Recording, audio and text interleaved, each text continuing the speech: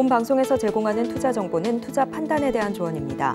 방송에서 제공하는 주식의 가치, 가격 상승 및 하락에 대해서는 방송사에서 보장하지 않습니다. 시청자 여러분 안녕하세요. 오늘을 돌아보고 내일을 준비하는 오늘장 내일장 2부 진행의 백선혜입니다. 장 마감까지 확실한 승부 전략과 내일장 주목할 섹터까지 제시해드리고 있습니다. 저희 방송과 함께 하시면서 오늘도 성공적인 투자 전략 가득 담아가시기 바랍니다. 본 방송에서 제공해드리는 정보는 투자 판단을 위한 조언일 뿐 해당 주식의 가치와 수익률을 보장하지는 않습니다. 아울러 서울경제TV와 서울경제신문은 당사의 브랜드입니다. 최근 당사를 사칭하는 피해 사례가 늘고 있는 만큼 각별히 주의를 해주시기 바랍니다. 또 저희 방송은 유튜브를 통해서도 보실 수 있습니다.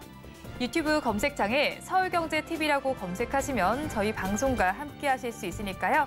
실시간으로 많이 참여해 주시기 바랍니다. 그럼 오늘장 내일장 2부는 첫 순서로 시작해 보도록 하겠습니다. 이 시각 급락하는 종목에 대한 대응 전략을 모색해보는 시간입니다. 종목 SOS 시간. 오늘은 에이든홀딩스의 이지현 대표님 연결되어 있습니다. 대표님 안녕하세요. 네, 안녕하세요. 일단은 급락하는 종목들을 먼저 구조하기 전에 저희 오후장 어떻게 흘러가고 있는지 짚어주세요. 네, 어제 엔비디아가 그야말로 파죽 지세를 보이면서 이 미국 증시를 좀 견인했는데요.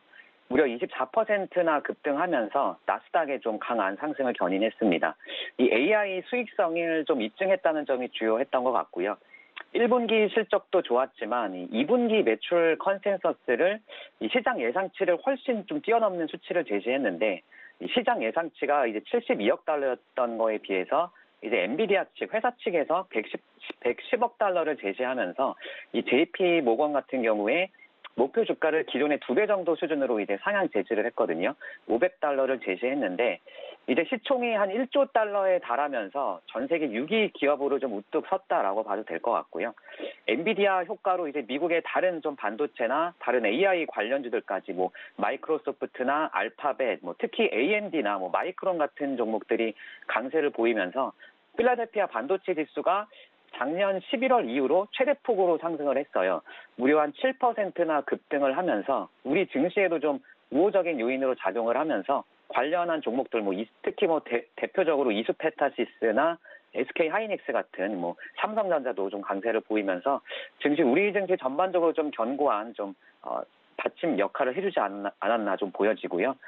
다만 이제 부채 한도 협상에 대한 부담은 좀 지속되고 있는 것 같아요. 코스피는 이제 삼성전자나 SK 하이닉스 같은 좀 시총 상위 이런 반도체 대형주들이 강세를 좀 보이면서 소폭 강보합권 흐름이죠. 지금 0.14% 정도 상승하고 있는데 이 외국인이 코스피 쪽에서 지금 반도체 쪽에 좀 강한 순매수세를 보이고 있는 점도 좀 참고해볼 만한 좀 요인인 것 같고요. 반면에 이제 코스닥은 0.3%가량 좀 하락 중인데요. 상대적으로는 장 초반에 같이 좀 상승 출발을 했지만 이 AI 관련 외에 다른 종목들에서 매물 출회가 좀 계속되면서 좀 하락 전환하고 나서도 계속해서 좀 낙폭을 조금씩 확대해 나가는 그런 모습이고요. 이 시장 전반적으로는 이 부채 한도 협상 불확실성에 따른 좀 투자 심리 위축이 좀 계속되고 있는 것 같아요. 아무래도 또 우리 증시는 다음 주 월요일에 또 연휴까지도 앞두고 있기 때문에 이런 관망세까지 좀 함께 좀 짙어지면서 업종별로 또는 종목별로 좀 극차별화된 이런 흐름이 오후장으로 갈수록 계속해서 좀 짙어지는 모습이다라고 말씀을 드리겠고, 이 부채 한도 협상 관련해서는 이 날짜 안에 합의 가능성은 여전히 높거든요. 이 바이든 측이나 공화당 측 모두 좀 협상 관련해서 좀 진전되고 있다라는 발언을 계속해서 얘기를 하고 있고, 양측 모두 좀 타결시키지 못한다면 이 정치적으로 압박이 굉장히 좀 심할 수밖에 없거든요. 그렇기 때문에 민주당 측이나 공화당 측 모두 특히 또 내년 재선을 노리고 있는 이런 바이든 대통령 입장에서는 어떻게든 타결을 시킬 것이기 때문에 큰 우려는 하지 않아도 된다라고 좀 말씀을 드리고 싶고요. 지난 한 1960년대 이후로 보면은 한 80여 차례 모두 단 한 번도 빠짐없이 모두 타결되어 왔다는 점에도 좀 참고를 해보시면 좋을 것 같아요. 이 미국의 디폴트 가능성을 지금 3% 정도 얘기를 하고 있는데 워낙 솔직히 좀 작은 의미 없는 수치거든요. 이전에 비해서 좀 높아졌다고 하더라도 크게 우려할 필요는 없다라고 말씀을 드리겠고, 지난 2011년을 보더라도 이 막판 타결 직전에 이제 시장이 좀 조정을 받았었는데 이 타결이 되고 난 이후에는 정말 상당히 빠르게 그 이전 이상으로까지 좀 회복이 되었다는 점도 반드시 좀 참고하셔서 투자를 해보시면 좋을 것 같고요. 저는 이제 5월 그리고 또 6월에는 최소한 비중 확대는 여전히 유효하다라고 말씀을 드리겠습니다.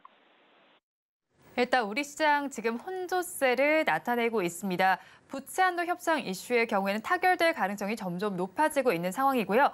이런 가운데 외국인 투자자들은 코스피 시장에서 8천억 원 넘게 담아내고 있습니다. 이런 시장 속에서 그러면 급락하는 종목들은 어떻게 나타나고 있는지 화면을 통해서 보도록 하겠습니다. 2시 30분을 기준으로 해서 급락하는 종목들 화면으로 만나보시죠. 먼저 슈퍼소프트 테크입니다. 자동차 부품주인데요. 현대차가 픽한 기업이다라는 이야기가 나와 있는데 지금 시장에서는 12% 넘게 빠지고 있습니다. 지금의 주가는 1130원을 가리키고 있습니다. 다음으로 KNW를 보겠습니다.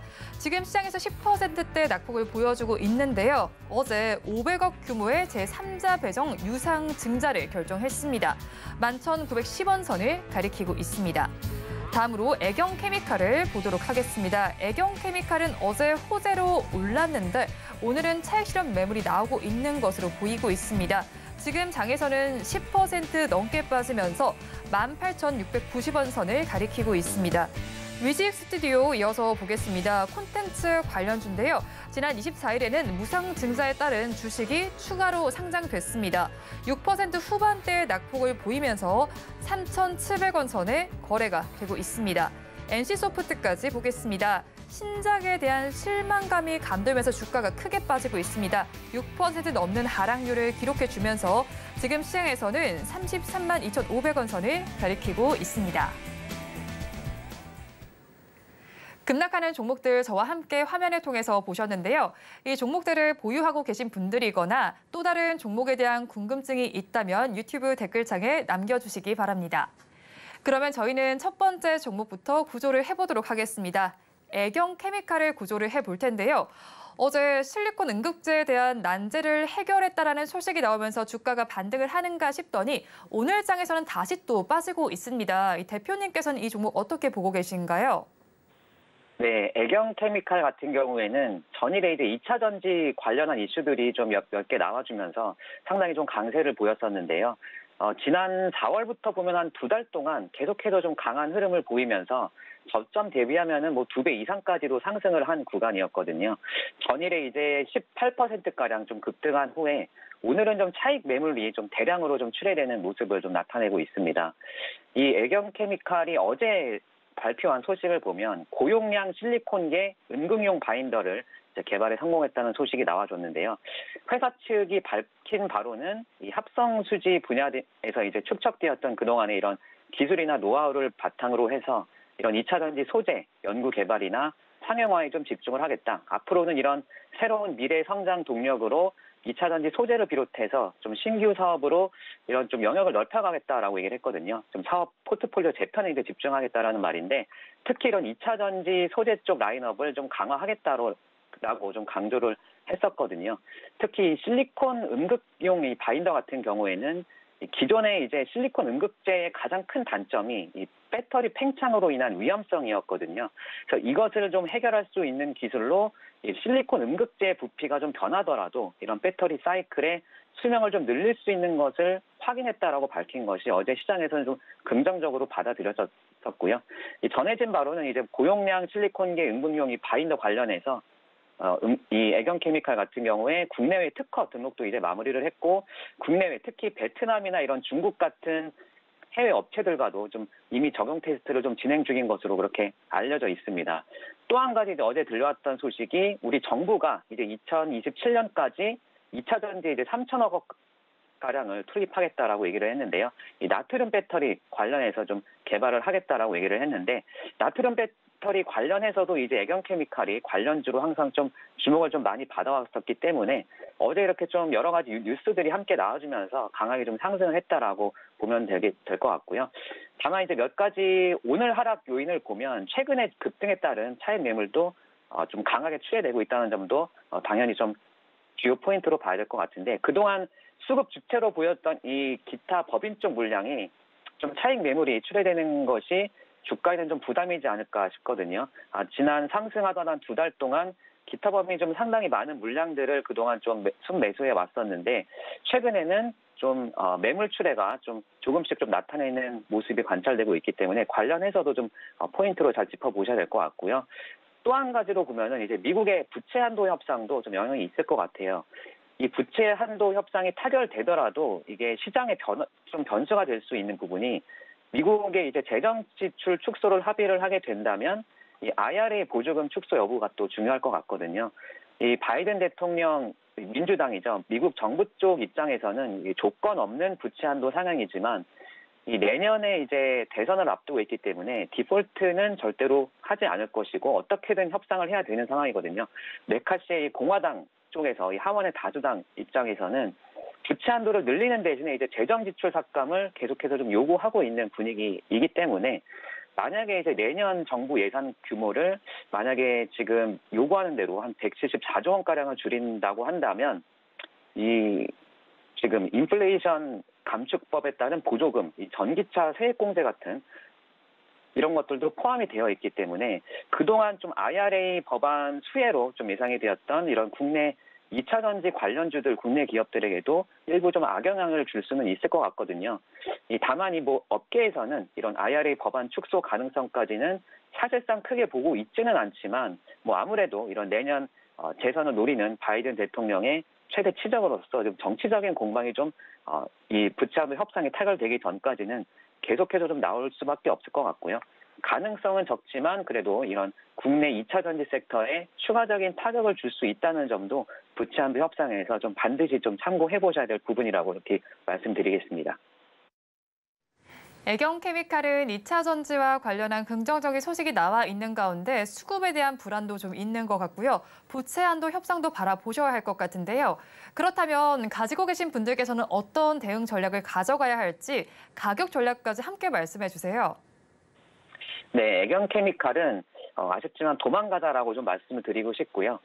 이 불확실성에 따른 좀 추가 조정 가능성이 좀 있다라고 보여지거든요. 최근 2달간에 워낙에 좀 강하게 상승한 자리이기도 하고 또 수급적으로도 좀 차익 매물 출회에 따른 부담이 언제든지 좀 있을 수 있는 자리이기 때문에 좀 이런 가지고 계셨던 분들은 차익 실현 또는 일부 비중 조절이 필요하다라고 말씀드리겠고 다만 이제 추후에 부채 한도 협상 이후에 좀 불확실성이 해소가 되거나 특히 이런 IRA 법안 관련해서 뭐 축소 여부가 뭐 유지가 되는지 여부도 좀 확인한 후에 그 다음에 이제 추가적으로 충분히 좀 상승 여력은 있다라고 보여지고요.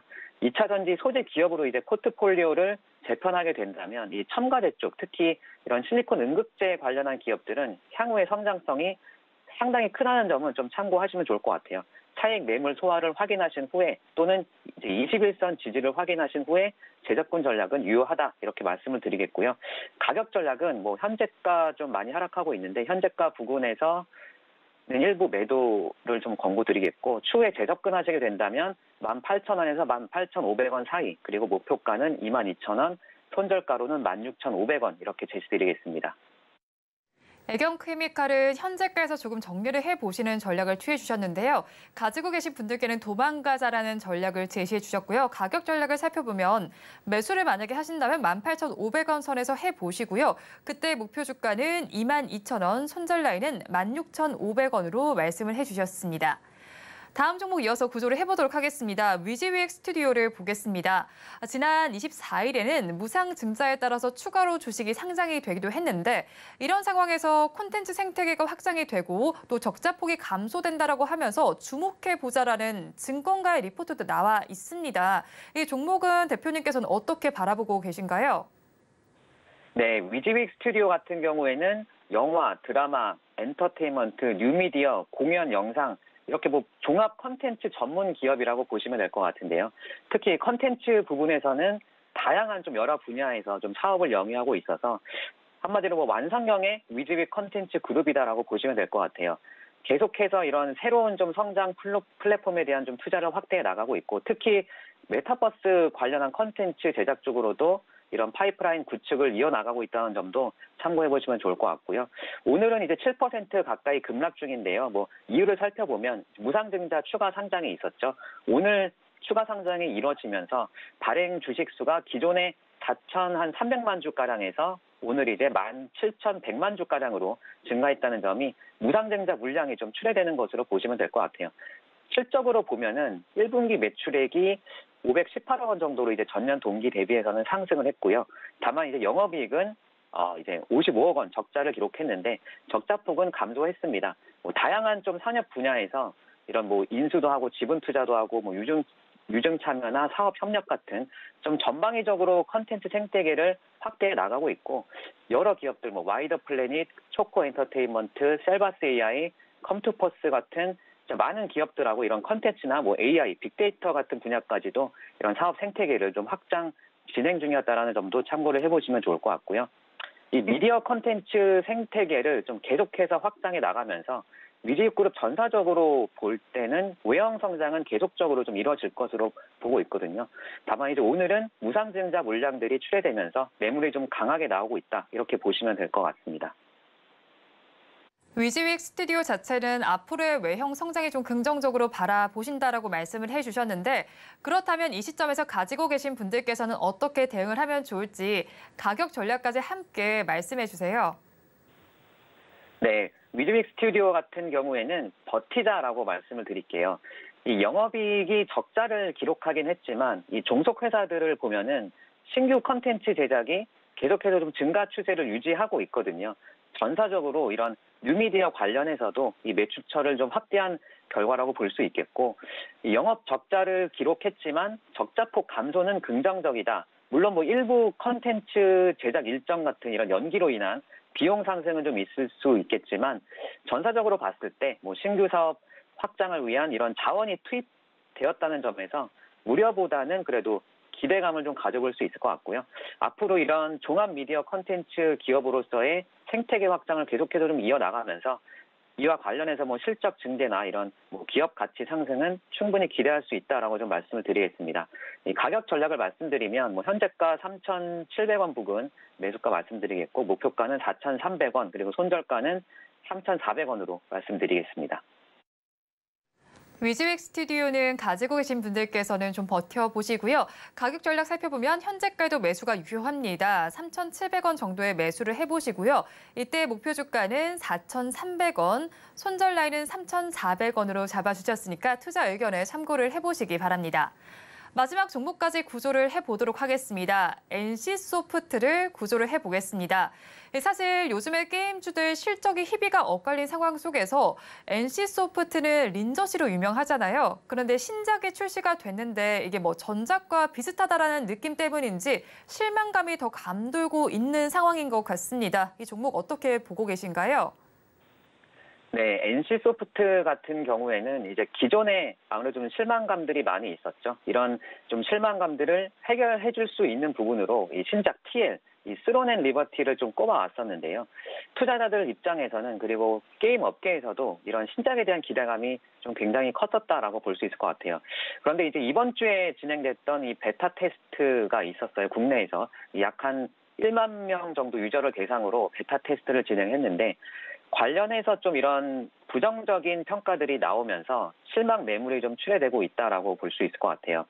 신작에 대한 평가를 보면 기존의 리니지와 좀 유사한 게임 플레이 방식이 좀 지적을 받았고요. 아무래도 NC소프트가 이번에 TL 출시를 앞두고 좀 기존 대표작들하고 좀 차별화를 강조했다는 점에서 좀 기대를 나타냈었는데 기존작들과 좀 다른 점으로 얘기한 것을 보면 뭐 게임을 통해서 유저가 보상을 획득하고 이런 방향으로 인해서 이제 이용자의 부담을 낮출 수 있는 구조다라고 설명을 했었는데 전체적인 평을 보면 이제 흥행 여부에 대해서 확실한 근거를 찾지 못했다라는 평이 좀 많았습니다. 이 기대감을 나타내기에는 아직은 조금은 성급하다라는 이런 증권가의 평에 좀 주목을 해봐야 될 것 같고요. 아무래도 좀 단기적인 관점으로 실제 이런 TL 이용자들로부터 앞으로 이제 출시를 하게 되면 그리고 앞으로 또 다른 이제 테스트들이 좀 진행될 예정인데 앞으로 이런 이용자들로부터 어떤 방법으로 좀 이런 긍정적인 반응을 이끌어낼 수 있을지를 조금은 더 지켜봐야 될 필요가 있을 것 같아요. 이 게임 시장에서도 변화들이 좀 계속해서 이루어지고 있기 때문에 앞으로 이런 업계에서 승기를 잡으려면 뭐 국내 기존에 있던 이런 성숙 시장, 국내 모바일 MMORPG 같은 시장보다는 이제는 좀 플랫폼의 컨텐츠 확보 경쟁에 예상되고 있는 이런 글로벌 PC나 이런 콘솔 쪽 신작이 조금은 더 유리해 보이거든요. 관련해서 준비하고 있는 작품들이 얼마나 또 성장을 하는지 또 성공을 할 수 있는지 좀 관련해서도 관심이 필요하다라는 점도 참고를 해보시면 좋을 것 같습니다. 지금 NC소프트에 대해서는 신작의 흥행 여부에 확실한 근거가 필요한 시점이다라고 분석을 해주셨는데요. 그렇다면 가지고 계신 분들께서는 어떻게 대응하면 좋을지 가격 전략도 함께 말씀해 주세요. 네, NC소프트 같은 경우에는 아쉽지만 도망가자라고 좀 말씀을 드리겠고요. 아무래도 기술적으로 좀 부담이 큰 자리로 내려왔다는 점에 주목을 해봐야 되는 구간인 것 같아요.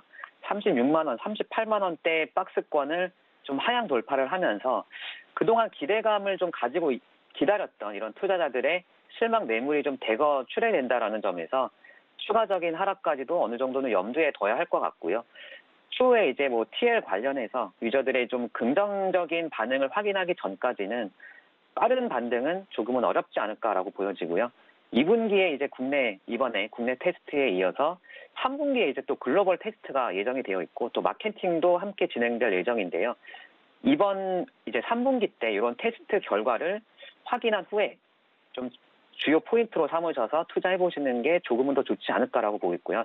다만 올해 이제 국내를 비롯해서 글로벌 전반적으로 다른 신작이 또 이제 대거 대기 중이라는 점은 또 참고해 보시면 좋을 것 같고, 앞으로 신작으로의 세대 교체 성공 여부를 확인할 필요가 있다. 좀 이렇게 정리를 드리겠고요.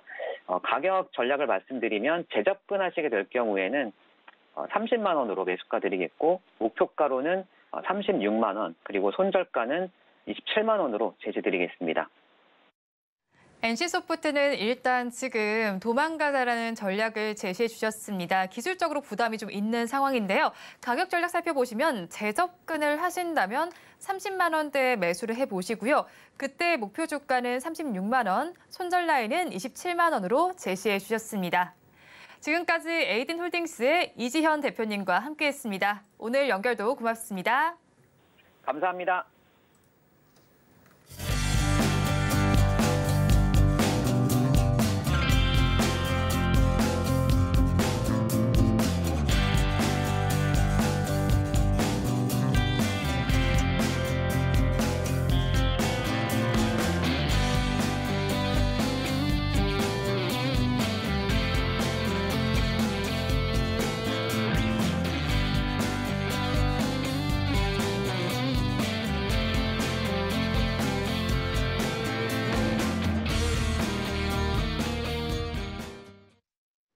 앞서서 급락주에 대한 대응 전략을 살펴봤다면 이번에는 오늘의 매매일지에 성공적인 마침표를 찍어드릴 찬스 종가 베팅 시간입니다.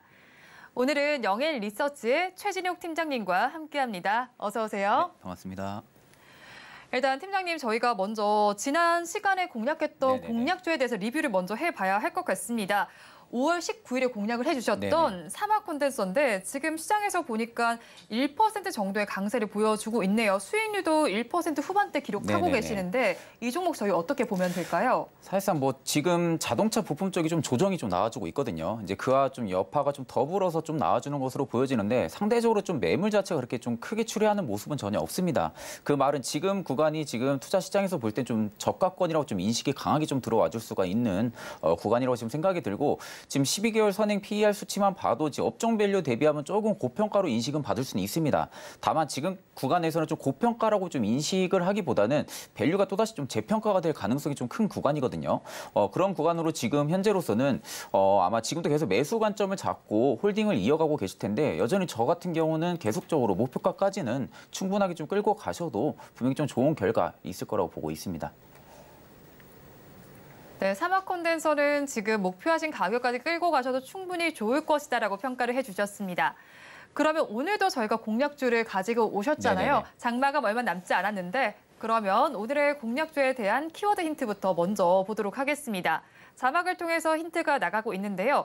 경기 방어주라고 힌트를 주셨네요. 네네네. 네, 경기 방어주 하면 유통업도 좀 떠오르기도 하고요. 네, 그렇죠. 식품도 떠오르고 엔터 이런 쪽도 떠오르긴 네네네. 하는데 맞나요? 이 중에 답이 있을까요? 제가 잘 생각하고 있나요? 네. 앵커님 말씀해 주신 것 네. 중엔 답은 있습니다. 아, 그런가요? 네, 상대적으로 지금 이제 지수 대비해서 어느 정도 주가가 방어를 좀 해주면서 좀 강세 흐름이 좀 나와줬던 업종 중에 하나기도 하거든요. 근데 또 모든 분들이 아마 최근 시장에서 좀 관심을 또 많이 가졌던, 근데 특히 이렇게까지 상승을 해줄 수가 있었을까? 이런 좀 의구심을 좀 많이 품었을 그런 업종이라고 생각을 하고 있는데 그런 업종 내에서 저는 여전히 지금도 굉장히 좀 좋게 보고 있는 상황이다 보니까 오늘도 제가 그 업종 내에서 좀 추천주를 가지고 왔습니다. 네, 그렇게 말씀을 해주셨는데 사실 그게 두 개가 다 떠오르거든요. 저는 지금 제가 네네. 3가지 말했는데 유통업은 제쳐두고 식품 쪽에서는 사료 쪽도 약간 튀어오르기도 하는 네네네. 모습들이 나타났었고 엔터 쪽도 사실 요즘에 다 좋다 보니까 네네네. 약간 저는 저울질을 해봐야 될 것 같아요. 그러니까 곡물이나 사료 같은 경우는 이제 계절 변화에 따라 엘니뇨 현상이라고 하죠. 최근 들어서 기후 변화 현상이 계속적으로 나타나다 보니까 물론 이제 올해까지 곡물값은 계속적으로 기대감은 살아 있습니다. 급등을 할 수 있는 기대감. 그러니까 결국에는 모멘텀 테마성은 좀 살아 있긴 한데 지금은 이제 이런 쪽보다는 조금씩 시장이 성장주나 실적주 쪽으로 좀 많이 치중을 두고 있거든요. 근데 그와 관련해가지고 기대감까지 여전히 좀 살아 있고 오히려 1분기 대비해서 2분기부터 좀 본격적으로 시작을 할 수 있는 업종입니다. 그래서 아까 말씀하신 것 중에서 제일 마지막 엔터 업종을 제가 좀 가지고 왔습니다.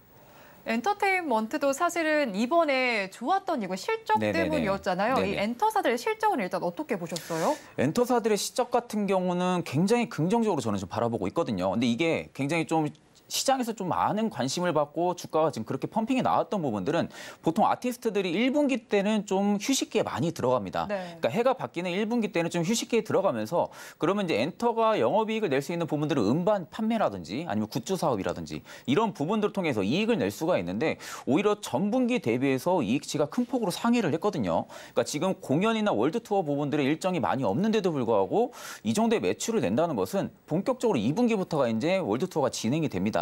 그리고 이제 각각의 좀 콘서트라든지 그리고 이제 컴백 이러한 이슈들이 계속 좀 있다 보니까 오히려 그렇게 된다면 매출적으로는 계속적으로 상승을 해줄 가능성이 크겠죠. 그러니까 지금은 실적이 정확하게 찍혀야 됩니다. 실적이 정확하게 찍히면서 그 다음 분기도 전분기 대비해서 상회를 할 수 있는지 이러한 부분들을 우리가 살펴보아야 되는데 그런 관점으로 볼 때는 오히려 지금은 엔터 쪽이 좀 유력하지 않을까 그렇게 지금 생각을 하고 있습니다. 그렇죠. 엔데믹 되면서 사실 콘서트도 계속해서 재개가 될 것으로 보이는 상황인데요. 네네. 그렇다면 이렇게 콘서트가 재개가 된다면 실적이 어느 정도까지 좀 개선이 될 걸로 보세요? 저는 솔직히 지금 컨센은 계속 상회를 하지 않을까 생각은 하거든요. 그러니까 지금 사실상 이제 엔데믹 현상 들어와주면서 코로나로 거의 한 2년 가까이를 공연이나 월드 투어를 진행을 못했습니다. 그러니까 그러다 보니까 분명히 레벨업보다는 레벨 다운 쪽의 현상이 좀 많이 일어났을 거거든요. 실적이라든지 영업이익이라든지. 그러면 컨센서스가 전년도 이제 코로나 전에 잡혔던 그 컨센이랑 지금의 컨센은 확실히 달라지겠죠. 레벨 다운이 됐으니까. 근데 이 레벨 다운은 그 이상의 수치는 분명히 엔터 쪽이 계속 나와줄 거라고 보고 있어요.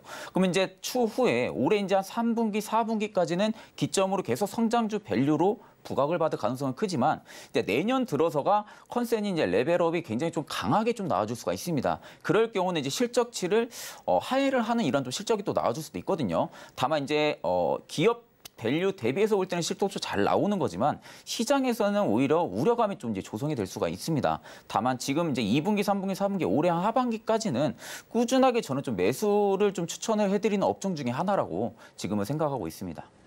네, 그런데 뭐 아무래도 엔터주 같은 경우에는 있는 아티스트들의 이 활동 여부가 굉장히 중요하잖아요. 네네네. 뭐 활동을 지금 기존 아티스트들도 잘하고 있는 것 같은데 네네. 그럼 신규 아티스트들에 대한 소식은 있나요? 지금 신규 아티스트 소식 같은 경우는 제일 큰 게 지금은 JYP입니다. JYP가 지금 신인 모멘텀은 가장 강하거든요. 근데 다만 지금 시장에서 빗대어 봤을 때 JYP는 굉장히 상대적으로 좀 빠르게 주가가 반영을 해주는 걸로 네. 지금 판단이 듭니다. 그러니까 지금 신인 모멘텀도 주가에 지금 일부 반영이 되고 있는 것으로 판단이 들고 그러면 이제 지금부터 주가가 어느 정도 자리를 잡고 다시 우상향을 만들어 주려고 한다면은 이제 컴백을 하는 아티스트들의 실적을 봐야겠죠. 그렇죠. 그러니까 JYP 같은 경우는 약간 좀 뒷전으로 본다고 하게 되면은 그다음 상대적으로 지금 데뷔를 하고 있는 아티스트에 대비해서 오히려 주가는 지금 굉장히 좀 저평가라고 인식을 해줄 만한 혹은 재평가가 좀 들어가줄 만한 아직까지 좀 시세가 뚜렷하게 안 나온 그런 업종은 지금은 충분하게 저는 매수 관점 좀 보시고 JYP 같은 경우는 관심 종목에 좀 넣어두신 다음에 신인 컴백 이후에 아니면 또 이제 데뷔를 하고 나서 그 이후 실적치를 이제 꾸준하게 좀 봐야 되지 않을까 그렇게 생각을 하고 있습니다. 그러면 오늘 팀장님이 가지고 오신 종목이 바로 이 JYP 엔터인가요? 아닙니다. 아닌가요? 네네. 저는 좀 JYP 엔터를 안 갖고 왔고 지금 상대적으로 엔터 4사 중에서 성장폭이 지금 주가에는 반영이 안 됐다고 생각을 하는 업종이거든요. 그래서 이제 하이브를 제가 좀 오늘 가지고 왔습니다. 이제 하이브 하게 되면은 가장 떠오르는 게 BTS죠. 그렇죠. 방탄소년단. 일전에 이제 BTS가 뭐 군대를 간다라는 이유 그리고 이제 잠정 연기 뭐 활동을 안 한다라는 부분들이 주가가 좀 굉장히 타격을 많이 받았었는데 일단 이제 그 부분은 이미 주가에는 뭐 반영을 안 합니다. 전부 다 반영이 된 상황이고 그러면 지금 구간에서는 악재 부분들은 하이브 쪽에 전부 다 담겨져 있는 상황이고 그러면 이제 우리가 봐야 될 부분들은 2분기에 세븐틴이 컴백을 합니다. 그러니까 세븐틴 같은 경우가 초당 앨범 판매에서 거의 400만 장이 넘는 수준으로 좀 파급력이 컸던 아티스트입니다. 그러니까 이제 BTS보다는 현재 좀 떨어지긴 하겠지만 상대적으로 하이브에서도 주력으로 밀고 있는 아티스트 중에 하나가 세븐틴이거든요. 근데 세븐틴 같은 경우는 주요 좀 국내 팬심보다는 좀 해외 쪽 팬심이 굉장히 좀 강합니다. 동남아라든지 중국 쪽이라든지 이런 쪽이 굉장히 강하기 때문에 지금 모든 엔터사들이 지금 해외 월드 투어 일정을 보게 된다고 하게 되면 미국 쪽이나 혹은 동남아시아나 아니면 이제 중국 쪽에 대한 효과를 좀 보려고 많이 합니다. 그러면 결국에는 아티스트들의 팬심 확보가 얼마나 되어 있는지가 굉장히 관건이라고 보고 있는데 좀 그러한 좀 관건 안정장치 부분들을 좀 보게 되면 오히려 지금 세븐틴이 2분기에 컴백을 하니까 하이브가 좀 상대적으로는 저는 좀 주가가 매력적인 구간에 현재는 좀 있지 않을까 그렇게 지금 보고 있습니다. 근데 하이브의 걸그룹도 있잖아요. 네네네. 걸그룹은 소식 없나요? 지금 이제 뉴진스 같은 경우나 뭐 TXT는 이미 좀 컴백을 한 상황이고요. 이제 그 부분들은 제가 볼 때 이제 주가가 이제 단기간에 급등을 하면서 좀 뉴진스 효과를 좀 분명히 봤을 거라고 생각은 드는데 일단 지금 BTS가 완전체까지는 아직 아닙니다. 그러면 이제 BTS의 모멘텀이라기보다는 지금의 주가가 반등이 나와주거나 혹은 이제 바닥을 잡아줄 수 있다고 하게 되면 좀 세븐틴 쪽이 될 가능성이 좀 크겠죠.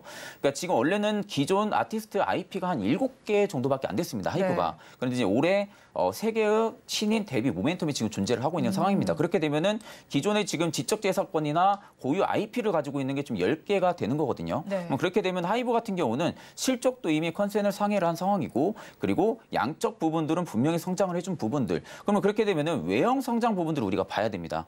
외형 성장 같은 경우는 고유 IP 개수로 좀 많이 따지거든요. 근데 지금 상대적으로 하이브 같은 경우가 BTS 효과를 좀 많이 보기는 했지만 그 외적인 아티스트 효과가 주가에는 아직 좀 반영이 안 됐다고 보고 있거든요. 여전히 지금도 뉴진스나 TXT에 관련된 좀 주가의 모멘텀이 좀 받쳐져 있는 상황이고 오히려 지금 신인 모멘텀은 지금 기대감만 좀 조성이 되어 있는 상황이지 오히려 그 부분은 지금 주가에는 반영이 안 됐다. 그런데 다만 여기서 이제 추가적인 상승폭이 확실하게 좀 나와주려면 세븐틴의 효과가 좀 나와줘야 됩니다. 그러니까 지금 IP 합산 엔터 4사 같은 경우는 1,100억을 넘은 수준이거든요. 네. 근데 이 수준이 5년간의 수치를 봤을 때는 좀 사상 최초입니다. 그러니까 그 정도로 지금 엔터는 오히려 지금 경기 불황 속에서도 매출을 꾸준하게 잘 내고 있다는 거거든요. 그러니까 그런 관점으로 볼 때는 지금 충분히 실적에 대한 방어가 확실하게 현저히 갖춰져 있는 상황이고 그러면 지금 지수가 계속적으로 변동성을 보여주는 구간에서는 확실하게 지수 방어 대비해서 주가가 좀 갈 수 있을 만한 좀 업종을 좀 선택을 한다고 하게 되면은 저는 그 안에서도 좀 하이브가 좀 유력하지 않을까 그렇게 생각을 하고 있습니다. 네, 뭐 10개 IP가 있다라고 말씀을 해주셨는데 그렇다면 사실 제가 지금 차트를 보니까요. 하이브가 지난 4월 6일쯤부터 지금 쭉 많이 올라가고 있는 상황인데 저희가 이 시점에 잡아도 되는지 좀 궁금한데 가격 전략 좀 제시해 주세요. 지금 이제 하이브 같은 경우는 한 차례 좀 급등을 해주고 나서 지금 박스를 친 구간이라고 보시면 되거든요. 보통 이렇게 신고가를 갱신을 하고 소폭 빠지면은 한 번에 좀 낙폭이 좀 크게 나오는 경향들이 좀 심합니다. 그런데도 불구하고 하이브 같은 경우는 지금 단기간 좀 조정을 주기는 했지만 신고가 대비하면 지금 좀 많이 빠진 모습은 아니거든요. 그런데도 지금 계속 바닥을 잡아가려는 모습은 여전히 기대감이 살아있다는 거겠죠. 그러면 그만큼 시장에서는 관심이 컸었던 기업이기도 하고 그러면 결국에는 추가 수급 역시 관심이 클 수밖에 없습니다. 그렇기 때문에 지금 구간에서도 충분히 매수 관점을 좀 볼 수가 있고요. 목표가 같은 경우는 저는 한 33만 원, 이제 앞전 신고가를 좀 넘어서가지고 그 전에 고가를 좀 형성했던 구간이었던 33만 원대까지는 충분하게 저는 좀 상승 여력은 확실하게 좀 있다라고 보고 있고 이제 33만 원 이후에 밸류가 어떻게 좀 잡히는지를 좀 확실히 봐야 됩니다. PBR 수치라든지 PER 수치를 좀 보고 그 이후에 아티스트들의 좀 실적을 본다고 하게 되면은 좀 앞전 신고가 라인 한 42만 원 아래까지는 조금 더 보셔도 한 40만 원 밴드까지는 충분하게 홀딩 관점을 이어가셔도 되실 거라고 생각을 하고요. 손절가 같은 경우는 지금 구간에서 한 24만 원 좀 짧게 제시를 해드리겠습니다. 네, 하이브는 지금 현재까지도 매수가 유효하고 목표 네네. 주가는 33만 원 잡아는 주셨는데 뭐 40만 원까지도 높여서 보셨고 네네. 거기에 손절 라인은 24만 원으로 제시를 해주셨어요. 네네. 그러면 저희 아까 전에 하이브에서 아티스트 얘기 좀 많이 했잖아요, 네네네. 팀장님. 좋아하는 아티스트 있으세요? 저는 솔직히 지금 뭐 좋아하는 아티스트라기보다는 좀 그래도 관심 있게 보고 있는 아티스트는 뉴진스이기는 한데 아까 전에 세븐틴 그렇게 미셨으면서 네, 그러니까 실제로 좋아하는 건 걸그룹이시네요. 제가 또 남자다 보니까 그렇죠. 네. 남자 아티스트보다는 좀 여자 쪽이죠. 저는 이제 블랙핑크는 원래 좋아하는데 네. 그냥 이제 주식으로 빗대어 봤을 때는 오히려 지금은 상대적으로 외형 성장이 크면 좀 하이브 쪽이다 보니까 또 하이브도 뉴진스가 또 굉장히 잘 되고 있습니다. 네. 그리고 또 르세라핌도 이제 데뷔를 하고요. 그렇게 되면 이제 여성 아티스트들에 있어가지고 좀 강대국도 펼칠 수가 있는 게 좀 하이브라고 생각을 하고 있기 때문에 오히려 하이브 하게 되면 저는 좀 뉴진스가 좀 생각이 나는 것 같습니다. 네, 하이브에서 여자 아티스트들의 활약도 좀 보시면 좋을 것 같습니다. 그럼 저희는 마감 동시효과 구간 분위기 살펴보도록 하겠습니다. 올해 양대 시장은 모두 상승으로 출발을 하긴 했는데 힘이 좀 붙이는 상황이죠. 그래도 코스피 시장은 빨간불을 유지를 해주고는 있습니다. 강보합세를 보이면서 2,559선, 2,560선 조금 아래에서 마감을 준비하고 있고요. 코스닥 시장은 약보합세를 보이고 있습니다. 843선에서 종가를 형성할 준비를 하고 있습니다. 수급 양상도 이어서 좀 보겠습니다. 코스피 시장에서는 외국인 투자자들 많이 사고 있고요. 기관 투자자들과 개인 투자자들 동반 매도에 나서고 있습니다. 코스닥 시장까지 이어서 보겠습니다. 코스닥 시장에서는 외국인 투자자들과 기관 투자자들이 동반 매도에 나서고 있는 가운데 개인 투자자들 많이 매수를 하고 있습니다. 오늘장 흐름 팀장님께서는 어떻게 보셨나요? 저는 지금 가장 집중을 해야 되는 부분은 외국인의 좀 지분율이라고 생각을 하거든요. 지금 이제 외국인이 집중적으로 담고 있는 게 삼성전자랑 SK 하이닉스 쪽입니다. 그러니까 오늘도 보통 코스닥 대비 코스피가 좀 강했던 부분들이 이 시가총액 두 대형 업체가 시장 대비해서 굉장히 좀 강한 모습을 보여줬거든요. 그러다 보니까 어느 정도 코스피 쪽에서는 좀 방어를 해준 형성이라고 지금 생각을 하고 있고 상대적으로 코스닥 같은 경우가 지금 낙폭이 좀 나왔던 부분들이 에코프로 형제 부분들이 지금 좀 시가를 이탈을 하면서 좀 조정이 나와주다 보니까 여전히 시장에서 아직도 2차 전지에 대한 매물 우려감이 좀 형성이 되어 있는 것 같습니다. 그러니까 그런 부분들 때문에 좀 밀렸던 부분인데 지금 대부분 낙폭이 나왔던 기업들 보고 그 안에서 실적이 확실하게 성장이 될 수 있는 기업들 보게 되면은 대부분 매물이 지금은 좀 많이 출회를 안 하고 있거든요. 그렇다는 것은 결국엔 지금 매도 부담감이 있을 만한 사이즈는 이제 다 지나갔다는 겁니다. 그럼 결국엔 지금 누군가가 팔 사람은 거의 없다는 부분들이 있어가지고는 거래량이 급격하게 줄 수 있고 그러다 보니까 최근에 좀 상한가 간 종목들을 보게 되면은 보통 다 낙폭이 나왔던 기업들 위주로 좀 많이 가거든요. 그러니까 지금 구간에서는 오히려 지수가 상방이다 하방이다 좀 움직이는 변동성에는 오히려 좀 크게 무게 중심을 두기보다는 지금으로서는 현재 실적주식으로 시장이 많이 움직이고 있으니까 지금은 내가 가지고 있는 포트의 종목군이 좀 실적이 좋고 성장성이 좋다면은 오히려 저는 좀 비중 확대 의견을 지금 시장에서도 충분하게 좀 드리거든요. 근데 반대로 2차 전지 같은 경우는 최근에 조정폭이 좀 나와주고 있기 때문에 한 차례 좀 수익을 보고 있다면 좀 차익 실현을 좀 진행을 하시고 오히려 지금은 좀 포트 조정을 좀 해야 될 시기이지 않을까 그렇게 보고 있습니다. 네, 포트 조정을 해야 된다라고 말씀을 해주셨는데요. 이런 가운데 앞서서 짚어주셨던 종가 베팅 업종이었던 엔터주도 사실은 오늘은 좀 소폭의 강세를 보이고 네네네. 있습니다. 오늘 장에서 이거 바라봐도 괜찮나요?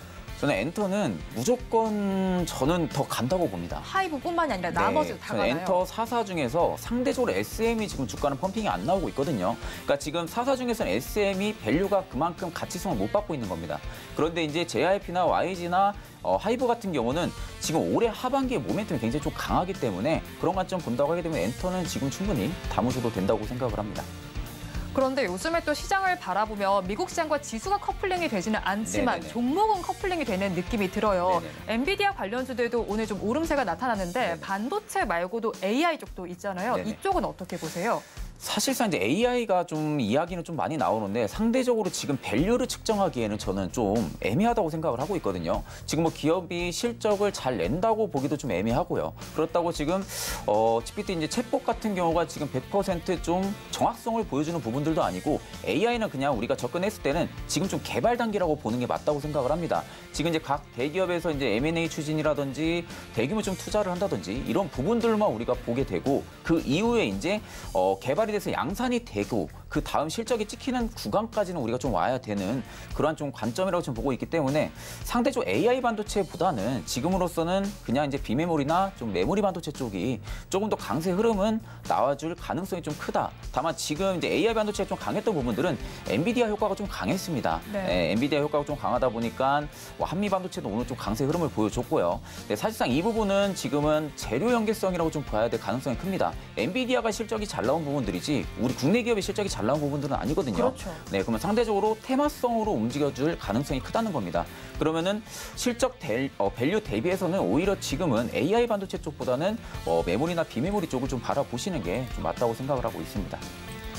네, 일단은 AI 관련주들이 오르는 이유는 사실은 엔비디아라는 재료 때문입니다. 그런 만큼 우리 시장에서 다른 종목들이 어떻게 올라갈지 흐름을 보시면 좋겠는데요. 우리 시장은 일단은 엇갈림에서 마감을 할 것으로 보이고요. 거기에 더해서 수급 양상도 조금 다르게 나타나고 있습니다. 사실 오늘도 반도체 많이 주인공의 시장이었습니다. 반도체 주들이 시총 상위에 올라가 있긴 하지만 지수를 이끌기에는 조금 부족했습니다. 그런 만큼 앞으로도 저희 방송과 함께 시장 대응 전략 계속해서 세워보시기 바랍니다. 마감 동시효과 구간 함께 하셨습니다.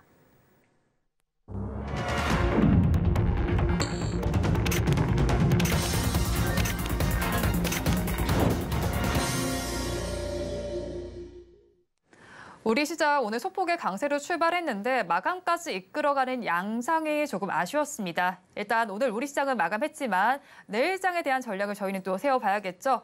오늘장, 내일장 전문가님들께 내일장에 대한 전략을 여쭤봤습니다. 화면을 통해서 만나보시죠. 네, 일단 다음 주에는 공략할 섹터와 시장 관전 포인트를 한번 살펴봐야 할 것 같습니다. 아무래도 다음 주 월요일이 쉬는 만큼 더욱더 중요할 것 같은데요. 이에 대해서 헤르메스 스탁의 김시은 팀장님께서는 미국의 부채 한도 협상을 봐야 한다라고 말씀해 주셨습니다. 다음으로 에이든홀딩스의 이지연 대표님께서는 반도체 비중을 높여보자라고 말씀해 주셨고요.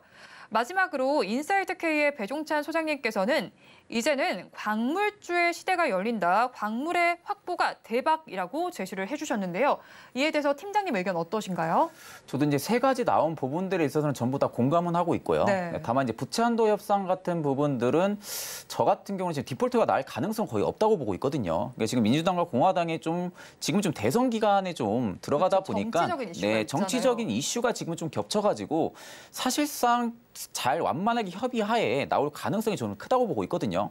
지금 미국이 디폴트에 들어가게 되면은 그 뒤에 쫓아오고 있는 게 중국입니다. 네. 그러면 여타 유럽 국가들이라든지 기타 국가들은 미국을 배신하고 중국이랑 손을 잡을 수가 있거든요. 근데 이런 부분들을 미국이 과연 그냥 눈여겨보고 있지만은 않을 겁니다. 그렇죠. 두고 보지는 않고. 네, 그러면 결국엔 디폴트가 될 가능성이 현저히 떨어진다는 부분들. 그러니까 이 부분이 시장에서 얼마나 민감하게 움직이면서 좀 방향성을 위로 좀 잡아주든지 아니면 하락으로 잡아주든지 이게 좀 가장 첫 번째 요건이라고 생각을 하고 있고요. 반도체는 뭐 여전히 제가 앞서서 이제 간단하게 좀 말씀드렸다시피 여전히 저는 비중 확대를 충분히 좀 추천을 드립니다. 충분하게 반도체 쪽을 지금 외국인 지분율이 계속 늘려가고 있다는 모습만 봐도 반도체는 굉장히 우리가 첫 번째로 긍정적으로 바라볼 수가 있고요. 그만큼 시장에서는 실적 바닥론이 강하게 유입이 되고 있다는 겁니다. 앞으로 1분기, 2분기까지는 실적이 좋지는 않겠지만 3분기, 하반기 들어서부터는 실적이 정상화될 가능성이 크다라는 실적 기대로 바닥론이 지금 들어와주고 있기 때문에 오히려 상대적으로 주가 밸류 대비해서는 지금 현재 좀 저평가가 되어 있는 기업들은 좀 매수 관점으로 비중 확대 의견을 좀 추천을 드립니다. 이 광물 확보 부분들도 마찬가지로 사실상 광물도 좀 중요하다고 생각은 합니다. 네. 앞으로 전기차 시장 침투율이 한 13%밖에 안 되거든요. 그럼 100%를 채우는 구간까지는 또 굉장히 긴 시간이 필요하겠죠. 그럼 거기에 소모품이 들어갈 수 있는 부분들이 뭐 배터리 뭐 이렇게 갖가지 있겠지만 그 안에 광물들이 다 들어갑니다. 그렇죠. 그러면 광물 확보 수요 부분들이 굉장히 좀 중요할 거고 지금 중국이 좀 광물 쪽에 대한 점유율이 굉장히 좀 높거든요. 네. 미국에서 계속적으로 중국을 밀어내려고 하는 상황이고 지금 우리 국내 같은 경우도 지금 미국 쪽에 좀 많이 치우쳐 있거든요. 그렇게 되면 광물 나중에 확보 수요가 굉장히 좀 중요해질 수가 있기 때문에 품귀 현상이 또다시 나타날 수가 있겠죠. 그러면 결국에는 광물에 관련된 관련주들 같은 경우가 또다시 좀 가격 펌핑이 나와줄 수가 있고 그렇기 때문에 제가 세 가지에 오늘 좀 나왔던 부분들은 전부 다 저는 좀 공감을 하고 있는 상황입니다. 네, 다 공감한다라고 말씀해 주셨는데 앞서서 팀장님께서도 2차 전지 관련주들 얘기를 해주시긴 했잖아요. 네네. 그런데 그중에서 오늘 좀 주목을 해볼 만했던 게 페라이트와 관련된 종목들이었어요. 좀 크게 튀어오른 종목도 있었고 뭐 상신전자 같은 경우에는 지금 30% 가득 채우면서 마감을 했었거든요. 미중 갈등 속에서 이런 주들도 올라갔는데 페라이트 관련주는 지금 시장에서 어떻게 보시나요? 사실상 이제 페라이트 같은 경우가 제가 지금 시장에서 이렇게까지 움직이는 게 그 전부터 좀 많이 움직이긴 했지만 저는 솔직히 이렇게까지 다고 보기는 좀 다소 좀 예상을 좀 빗나가긴 했거든요. 네. 그러니까 페라이트가 어느 순간 이제 테슬라 쪽에서 먼저 이슈가 되면서 좀 부각이 됐던 테마가 좀 형성이 됐던 부분들인데 네. 사실상 이 페라이트를 도입을 시킨다는 것 자체가 조금은 지금으로서는 좀 비현실적이 좀 가깝다고 저는 좀 보고 있는 상황이거든요. 사실상 이제 지금 차체를 지금 계속적으로 경량화를 하고 있는 상황이고 그렇다는 것은 결국엔 이제 가성비 부분들을 좀 많이 따진다는 부분들이거든요.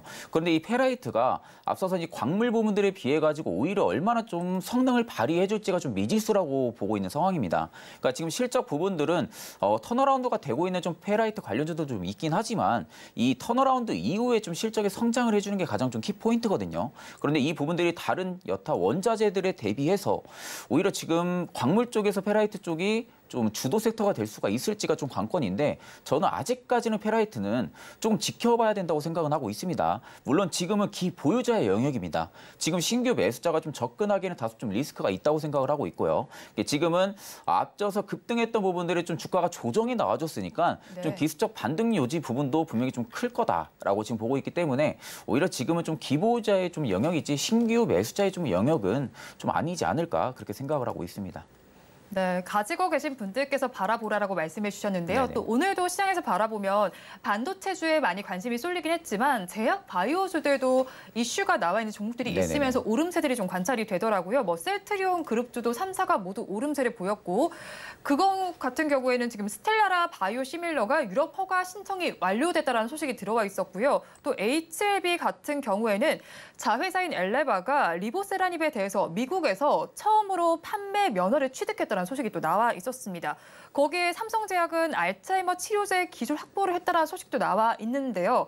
그리고 사실 아스코화학회도 다음 달에 예정이 되어 있는데 네네. 제약 바이오주도 지금은 관심을 가져봐도 좋을까요? 이제 제약 바이오가 지금은 굉장히 좀 말이 많이 나오는 게 그다음 주도 섹터가 반도체와 혹은 바이오다라는 이야기가 좀 많이 나오죠. 근데 앞서서 이제 바이오 같은 경우가 일전에도 좀 셀트리온 형제들이 코스닥을 이끌 만큼 좀 파급력이 컸던 좀 기업입니다. 사실상 셀트리온을 제가 지금 뭐 쳐다보지 말라라고 말씀을 드리는 부분들은 아닌데 일단 올해 하반기에 셀트리온 쪽은 좀 합병 이슈도 지금 있는 상황이고요.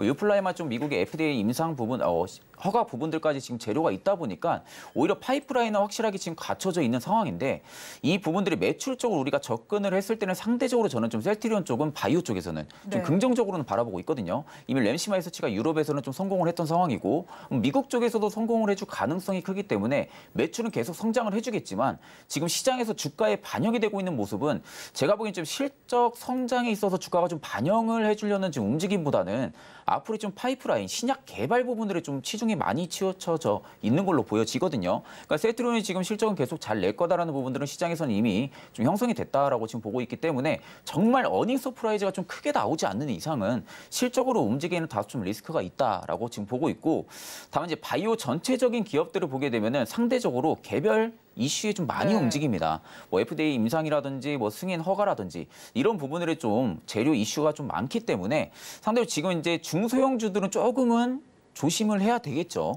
지금은 이제 코로나 시대가 좀 굉장히 좀 길었었고요. 그렇죠. 그러다 보니까 고금리 현상이 굉장히 길다 보면은 수주장고 효과가 많이 안 나올 겁니다. 네. 그러니까 결국에는 기업이 돈이 있어야 신약도 개발을 할 수가 있고 임상도 할 수 있는 부분들인데 중소형주들 같은 경우는 보통 지금 수주장고가 그렇게 크지가 않습니다. 그러면 우리가 상대적으로 바이오주들을 좀 접근을 한다고 하게 되면은 시가총액 대비해서 좀 대형주들이 있죠. 네. 혹은 이제 수주장고가 좀 많이 확보가 되어 있는 그러니까 셀트리온 형제라든지 이런 부분들 같은 경우는 충분히 매수 관점을 볼 수는 있겠지만 중소형주들을 지금 재료를 보고 지금 재료가 그다음 예정이 되어 있다고 해서 매수 관점을 잡는다고 보면은 오히려 그 재료가 나왔을 때 생각보다 효과가 안 나올 가능성이 크다고 보고 있습니다. 그만큼 우려감이 분명히 형성이 될 수가 있기 때문에 오히려 지금 바이오 같은 경우는 조금 더 지켜볼 필요성은 있다고 지금은 생각하고 있습니다.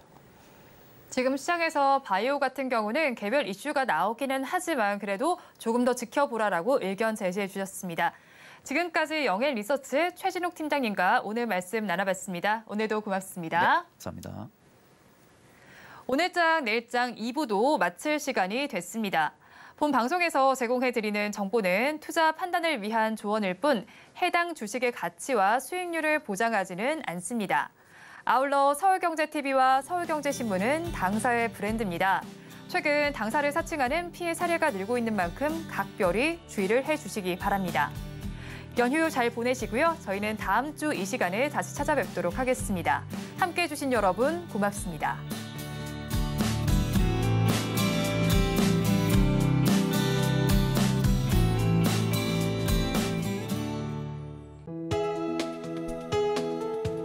본 방송에서 제공하는 투자 정보는 투자 판단에 대한 조언입니다. 방송에서 제공하는 주식의 가치, 가격 상승 및 하락에 대해서는 방송사에서 보장하지 않습니다.